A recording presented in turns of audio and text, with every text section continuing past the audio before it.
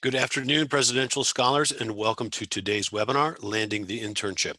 My name is Adam Mayer, and I'm the Director of Career Development in the Center for Career Services here at Montclair State University. Today, we'll learn about the benefits of obtaining an internship, types of internships, both credit-bearing and non-credit-bearing, finding and applying to internships, and who to contact for help throughout the process. You'll have the opportunity to submit questions by typing them into the questions pane of the control panel. You can send in your questions at any time during the presentation. We will collect these and address them as time permits. Please keep in mind, this webinar is able to track your attentiveness. If you leave the webinar early or begin viewing another tab or browser, you may not receive the QR code which allows you to ensure your attendance.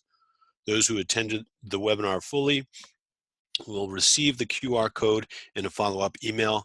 You can scan the code with the suitable app to assure your attendance. Let's begin.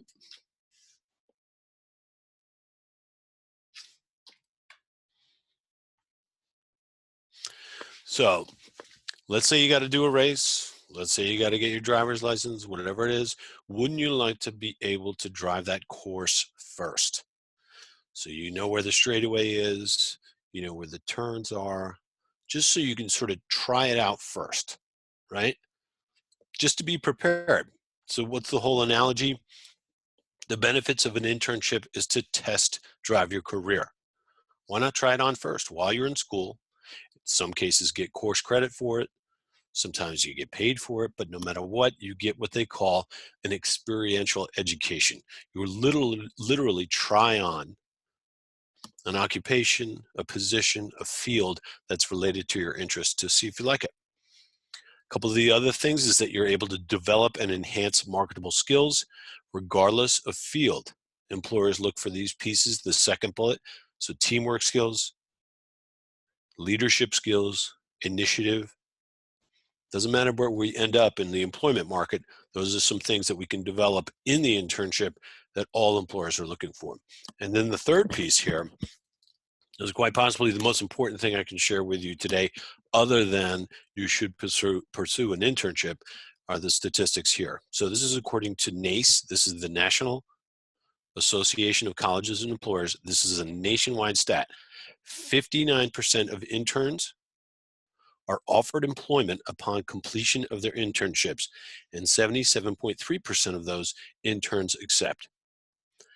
Wow. I mean, truly. There's a lot of concerns, a lot of anxiety related to the job search, especially come senior year. If you pursue an internship, you get one, you get it on your resume, you get that experience. That job search is going to be less daunting, less scary maybe. So definitely something you want to pursue because the dividend is huge. What are some of the other benefits of pursuing an internship? Certainly the biggest one there is opportunity to network. This statistic never goes out of style. 70 to 80% of jobs obtained through networking. It never changes. I've been in the field for quite some time. It's always about your personal network. Because if you think about it, if you're applying for internships online, full-time jobs eventually online, it's tough to stand out as a doc or a PDF. Depends on if it's a corporate gig, you can have anywhere from 200 to 250 people applying for any one job.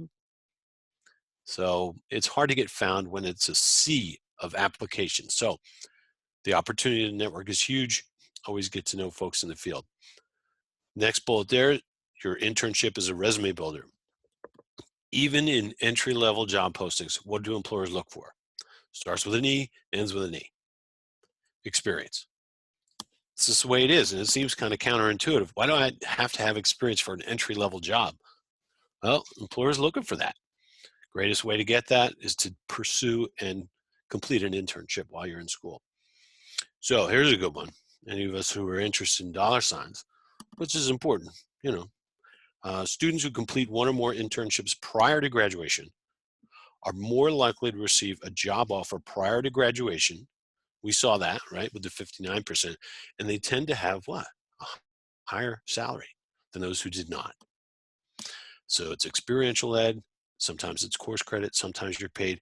But in the end, come senior year, when that job search rolls around, you can actually end up earning more than those around you because you completed an internship itself. So how to prepare? It's a process. It's just like anything else. It's surmountable, it's doable, and it's something you want to pursue. So some reminders before you begin. Start early. The reason why we say this is because there are deadlines. You don't want to get caught up, oh, the paperwork was due whenever. Don't worry about that. Start early and you'll get it all lined up. Be diligent and proactive. Why? Because there's a lot of stuff. In addition to deadlines, you have to get your resume reviewed, which is cool. Your career advisor, which we'll look at later on, will help you with that. He or she will look at the format, the content of the resume. I mean, this is part of what they do for a living. So they're going to give you some feedback. Good stuff. Aside from the resume, there's the application itself, the actual interview. It could be phone, in person, it could be video, whatever it is. There's paperwork, etc. So again, start early, pay attention to deadlines because there's a lot of stuff to submit.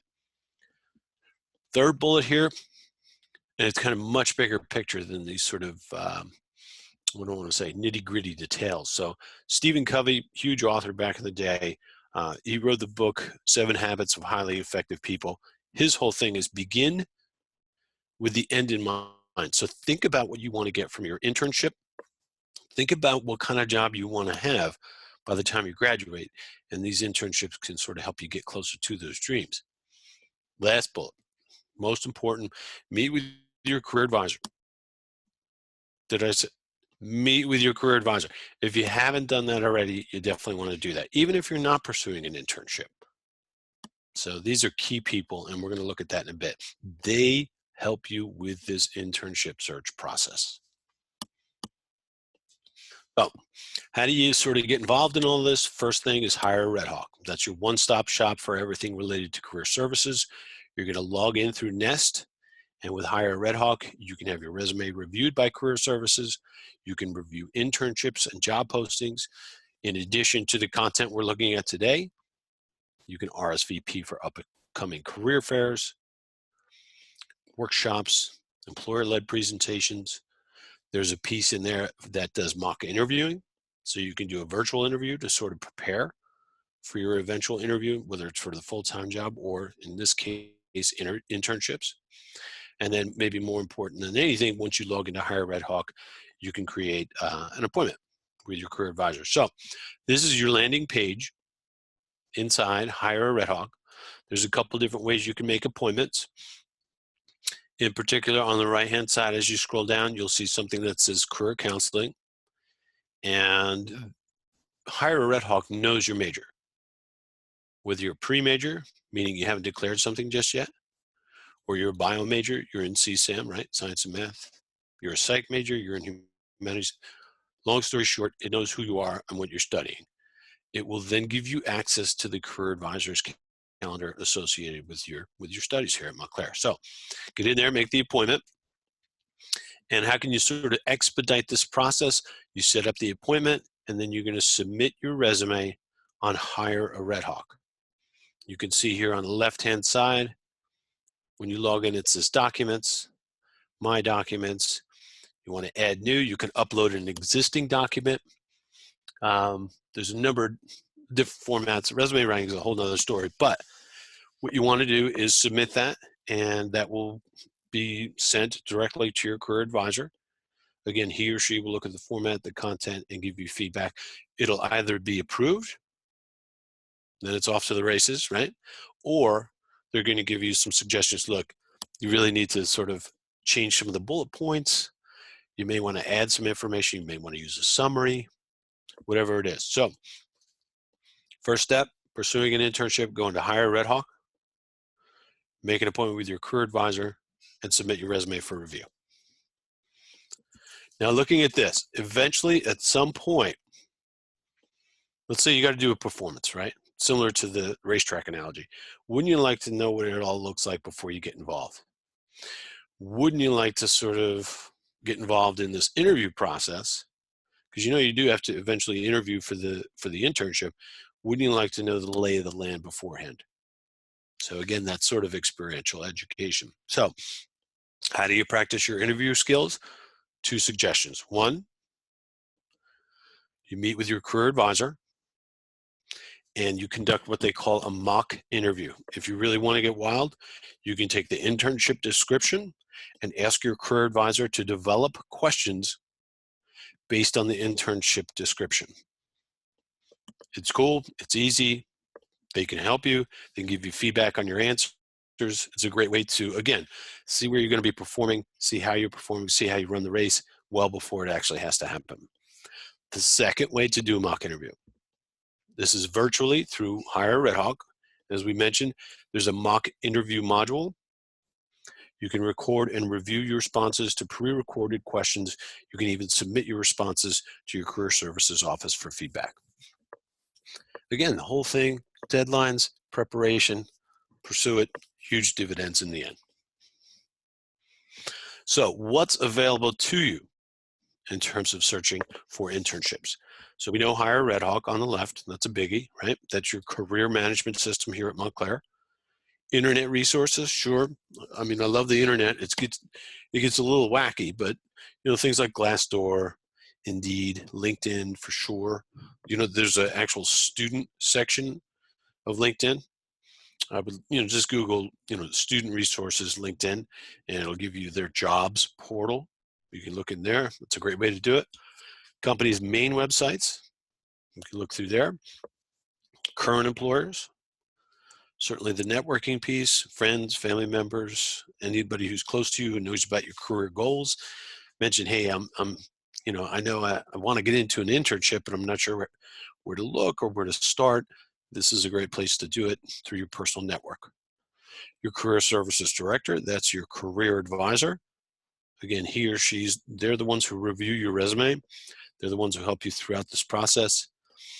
Where else? Events and workshops and specialty internship programs that we offer here through Montclair. One is called the Washington Center. This is where you live and work in DC. It's a semester-long internship. You can accumulate multiple credits up to about 15. They relate to your degree here. What you pay for courses here and what you pay for courses at the Washington Center is basically a wash. So it's basically the same. Housing can be a consideration. Students from MSU going to the Washington Center do get a $1,000 grant that helps to defray the costs. So again, if you want to get really crazy, you want to get out of New Jersey and, you know, live and work in DC, that's a possibility. Similar to that is the Disney College program. Again, it's a semester-long internship, multiple credits that go toward your degree, huge resume builder, huge experience, opportunity to network. We could go on and on. It's awesome. So let's say you follow the deadlines, met with your career advisor, everything's cool. You started your internship. How do you get the most out of it while you're there? So you want to clarify your expectations with your supervisor. So if there are skills that you have that you want to hone, if there are skills that you don't have that you know are needed in the field that you intend to pursue, talk about those. Hopefully that opportunity arises to work on them. You always want to ask questions. I know that's cheesy, that's trite. Everybody, you know, there's no dumb question. It's true. Always ask for help. That's part of the communication piece for sure. Actively communicate and maintain positive relationships with your supervisor and colleagues. Why? When the full-time job search comes around, typically you're going to need what? References. So if an employer can attest to your ability to work well, that's something you want to cultivate. Now with the job search itself, how many references do you need? Typically 2 to 3. And I would try and break it up. So you want to have one that's at least academic. So if you've done quite well in a number of classes or even one in particular with a certain professor, cultivate that relationship, eventually ask them if they will be willing to be your reference. And with the internship, then you can cover the employment side of things. So professional reference in terms of the world of work, a professional reference in terms of academia, and then the third could certainly be either or.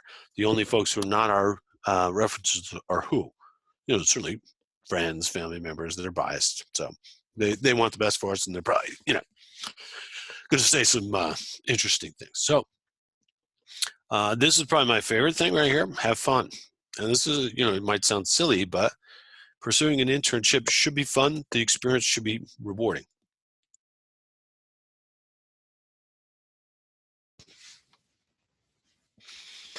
A big question, money shot question. Can I receive academic credit for my internship? Yes.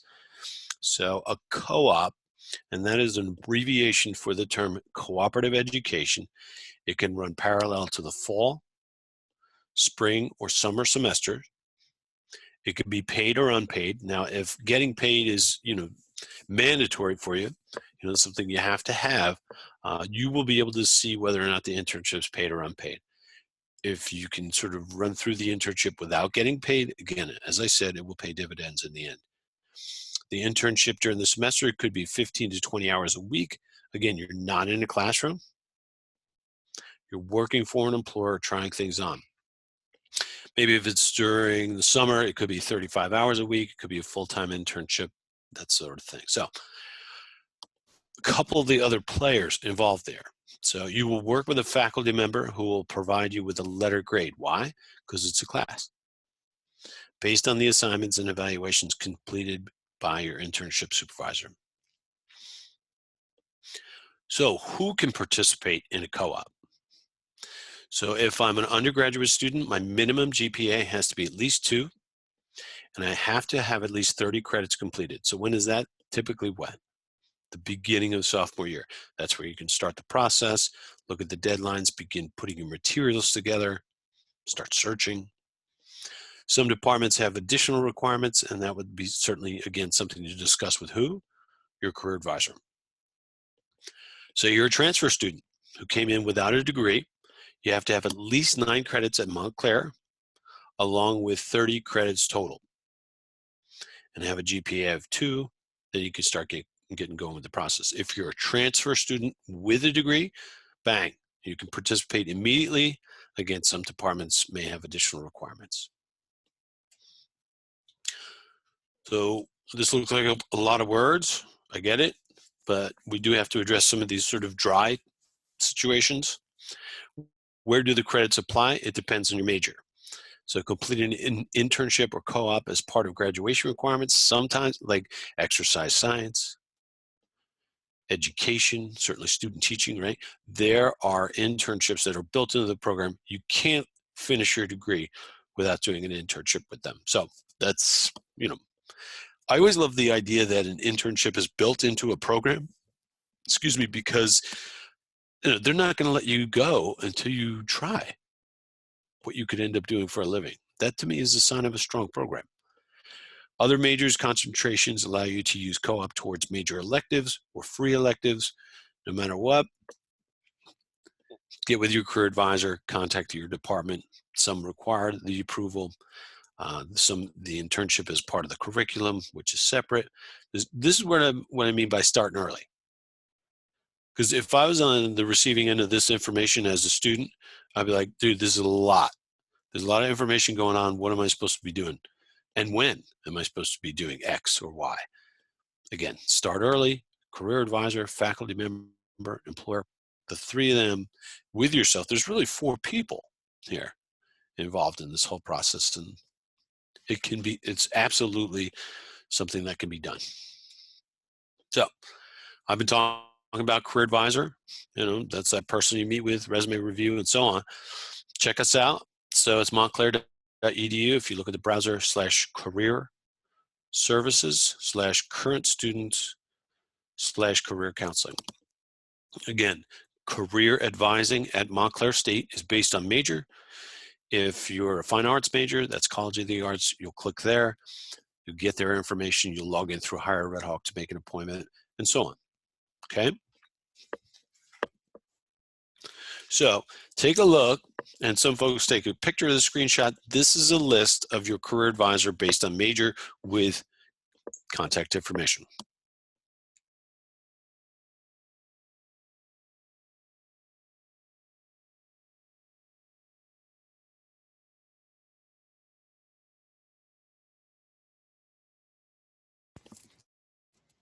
So again, career advising is based on major.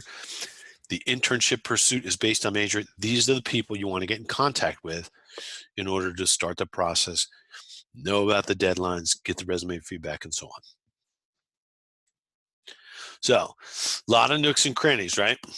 A lot of steps, deadlines, processes, those sort of things. So I think about it like an English muffin, right? So here's your internship pursuit. You know you want to pursue one. Everything's cool. I'm psyched. Oh, I got to get the resume reviewed. All right, so I get that done. Next thing you know, I got to meet with my career advisor at some point. All right, we'll meet with them, talk about the resume. Oh, got a couple of reviews on the resume. You got to make some changes. Keep moving around, seeing what's going on. Start looking at internship possibilities, cool things. Okay, I've been accepted, but I have to do the interview. Whoop, hold on. I got to do the mock interview just to sort of prepare and then eventually hit the finish line. So again, a lot of steps.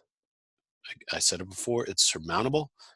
It's something you want to pursue. So there's the old Thomas's English muffin situation. Last crazy page. How do I start the process of receiving credit after being offered an internship? There are a few steps here. Again, steps, as I said. Keep in mind, too, that this webinar is being recorded, so you will be able to check this out, all these steps, once it's up on the YouTube channel. But in order to receive credit, you want to log into Hire a Red Hawk. Number 2, under My Account, click on Co-ops and Internship. Check the box next to the semester you plan to do your co-op. I love this one right here. Letter B. Read the consent and ethical conduct agreements and click Agree. We've all run into those things. Anytime we're online, there's like a giant thing. You got to read through it. You got to do this too. Click Agree. Select Add New Placement. Fill out the details and then submit. That information will then be reviewed by your career advisor.